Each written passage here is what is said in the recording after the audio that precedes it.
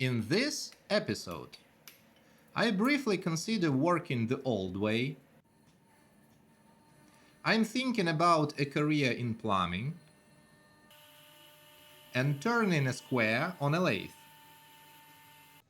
Hey everyone! Today we are moving forward with another important part of the Ostrogski restoration, the basis for the columns. While the mill is working on the marble capitals, I'm here preparing what those capitals will eventually stand on. The first thing we need to do is drill the center holes for mounting the blanks on the machine. I have quickly assembled the electrical part of my polishing machine so it can handle drilling as well. Doing operation like this directly on a CNC machine would be excessive, and holding a drill perfectly at 90 degrees by hand is far from ideal. So we are automating the drilling process. Eventually this setup will have a dedicated motor for drilling. But for now, I've temporarily mounted my diamond core drilling machine. Without delaying things any further, let's get to work. I won't spend too much time on the drilling process, but there are a few important things to mention. This is actually the first time I'm using my butterfly machine in this configuration. The first priority for me here was making sure the drill is perfectly perpendicular 90 degrees to the workpiece. There are a few inconveniences at the moment. The control buttons are mounted on the wall while the drilling unit is right next to me. In the future, these controls will be relocated directly to the operator's position. For now, my friend is helping by operating the controls during the process. If we set that aside, the drilling itself is actually a pleasure. I'm not applying much pressure on the drill at this stage. This is a first test and I'm still learning the real capabilities of the machine. I'm confident this process can be at least 3 times faster. Right now the feed speed is fixed. It's hard-coded in my Arduino controller. In the future, I'll add a variable resistor so I can adjust the feed rate depending on the material. For marble, for example, much higher speeds should be possible. One of my initial concerns was whether the drilling arm would need to be mechanically locked in position. As you can see, that's not necessary at all. By starting the holes manually, I can guide the drill easily and keep everything stable. I simply hold the unit by hand, which gives me direct feedback from the tool. I can feel the load and the cutting behavior. So overall, this first test drive of the machine went extremely well. I wasn't able to use my lathe to machine the capitals, but in the case of this basis I can, simply because they are perfectly round.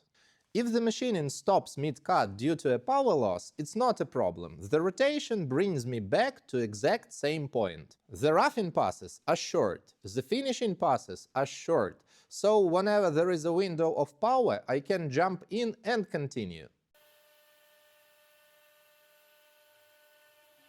Let me briefly explain my work plan for the column bases. After drilling the center holes, the first operation is mounting the blank on the lathe and turning a square block into a round one.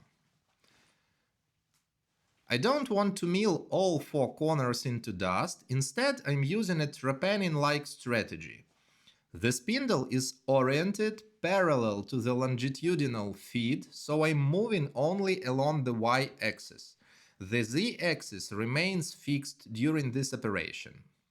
By cutting a longitudinal groove, the excess corner material breaks away cleanly rather than being ground down. This allows me to convert the square blank into a cylindrical shape efficiently and with minimal tool wear. I do this in 2 stages. First, I cut roughly half the height of the blank from one side. Then I flip the workpiece and finish the remaining material from the opposite side. The tool is simply too short to complete this operation in a single pass. At this stage, I also fine-tune my feeds and speeds. You'll see me stop the process several times, adjust spindle speed, adjust feed rate, and occasionally switch tools. I'm taking my time here so the next operation goes smoothly and predictably. This completes the first preparation stage, turning square blanks into round ones. From here, we move on to the roughing and finishing. And this is where things become a bit more complicated, because this machine is not a conventional lathe.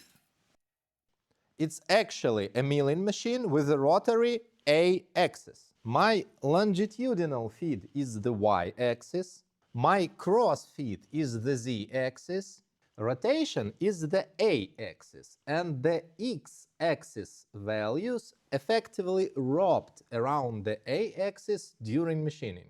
To make all this usable, I wrote my own software, Stone Butcher, specifically to generate G-code for this axis layout. Another detail is the A-axis itself. In one position of the switch, it works as a proper CNC axis with controlled rotation synchronized with the linear axis. That's how I did the 3D shaping you've seen in the previous video. But in the second switch position, it becomes a classic lathe spindle, driven by an independent pulse generator. And this is the mode I'll be using today. Some people might say that writing your own CAM software is a bit excessive. I would say not necessarily. I recently started learning programming, now I have a tool and basic set of skills. And when you have a tool, you use it. It's like buying a chainsaw. I'll want to cut everything with it. Open a beer, chainsaw. Slice some bread, chainsaw. But jokes aside, Stone Butcher is a modular software. I write very specific modules for tasks that are either difficult or inconvenient to implement in traditional CAM systems. In the end, it becomes a collection of small, highly specialized tools, simple to use, focused, and extremely fast. There is nothing overly complicated about it. I define the tool length and diameter, set the step over, cutting speed, and rapid feed rate. Load my profile and generate G-code. In real time, the whole process takes about a minute.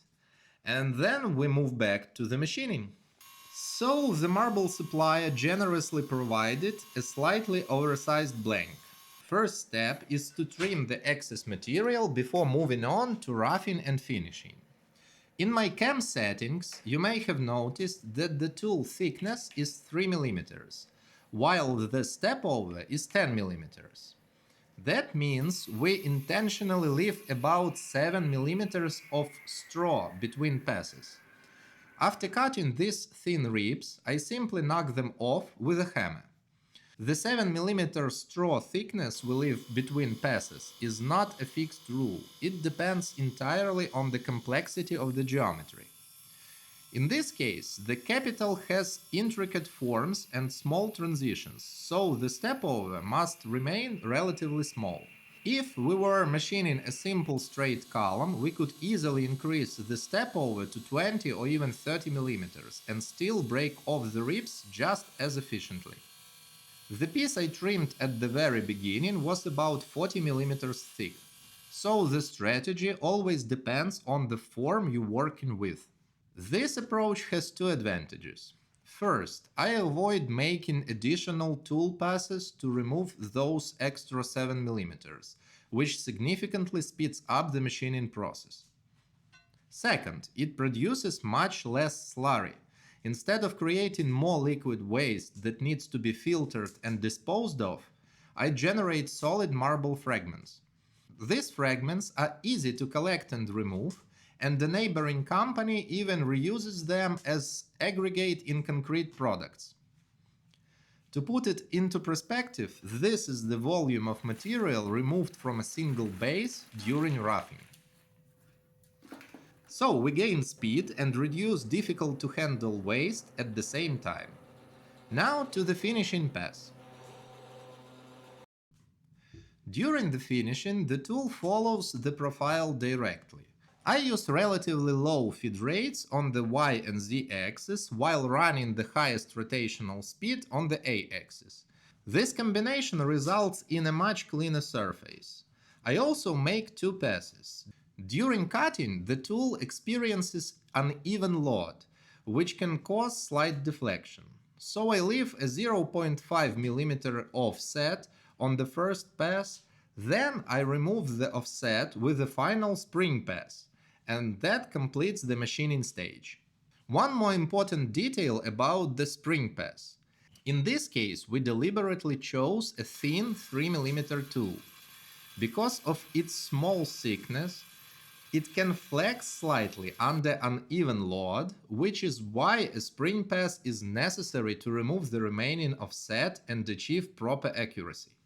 Of course, we could have used a much thicker tool, for example a 10 mm cutter, and removed everything in a single pass. No ribs, no hammer, no spring pass. But this capital contains relatively small concave radii. A larger tool simply wouldn't fit into those areas. That would mean either returning to a small cutter anyway, or finishing those sections by hand. So choosing between a rigid thick tool and flexible thin one always depends on the geometry you are trying to machine. While the machine gives us geometry, polishing is what transforms geometry into architecture. You don't need expensive tools to sand marble properly. When I sand marble on a lathe, I work completely by hand while the piece is rotating. The goal is not just smoothness, the goal is to preserve sharp edges and clean radii. If you simply sand without control, you will soften the geometry, and in architectural elements, sharp transitions matter. First, you don't need special stone polishing pads. Marble responds very well to sandpaper. In this case, I use grits from 36 all the way up to 1200 grits, with soft backing pads and flexible support layers underneath. Second, for defining sharp internal corners, where the cutting tool could not reach perfectly, I use my secret weapon. It's a simple grout removal tool for ceramic tiles. You can buy it in any hardware store for a few dollars. It allows me to refine and sharpen inner edges without rounding them over. Third, to keep radii consistent and symmetrical, I use PVC pipes. I simply choose a pipe with the correct diameter, rub sandpaper around it, and use it as a perfectly controlled sanding guide. For outer radii, I cut the pipe in half, and if the radius is slightly off, PVC becomes flexible when heated, so you can adjust it. Now about polishing itself. First, you want to run the workpiece at the highest safe rotational speed. Higher rotation helps remove material more efficiently and keeps the sanding consistent. The most important stage is very first grit. You must be patient here. The initial grit, in this case 36, has one job: to completely remove all visible tool marks. If you look closely, you can see these fine vertical lines. Those are traces left by the cutting tool. On the right side, the surface is already clean. On the left, you can still see those small scratches. The 36 grit must work until every single one of those marks disappears. If you skip this step and move forward too early, the final polish will only emphasize the imperfections. And you will inevitably have to go back to the beginning, which can be very frustrating. The rule is simple. 60 grit removes the scratches from 36, 120 removes the marks from 60, and so on. In certain areas that require additional pressure, I use my lazy polishing attachment, the one I built in a previous video. It helps maintain consistent pressure on the surface, especially during longer sessions. Holding a sanding tool in a fixed position for extended periods can quickly tire your hands and fingers. This attachment reduces that strain and allows for more controlled, even polishing. I finish the manual shaping stage at 220 grit. From that point, I switched to a pneumatic sander fitted with soft-backed abrasive discs. Starting from 320 grit, the tool is no longer capable of altering the geometry. It only refines the surface. This is important. I don't recommend it using a machine on the early grits. It is very easy to round edges or distort the geometry if you are not careful. After progressing through the finer grits, I finish with a very soft 1200 grit pad. We are not aiming for a mirror polish here, the goal is a noble semi-matte sheen.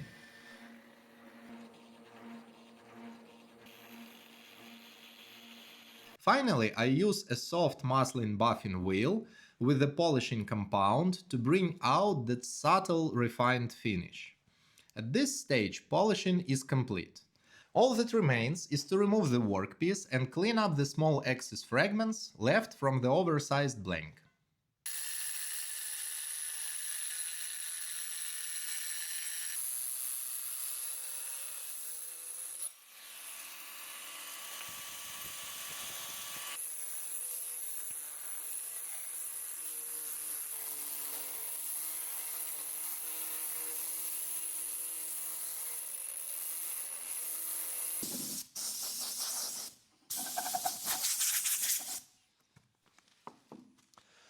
For me, every part of this work is a privilege.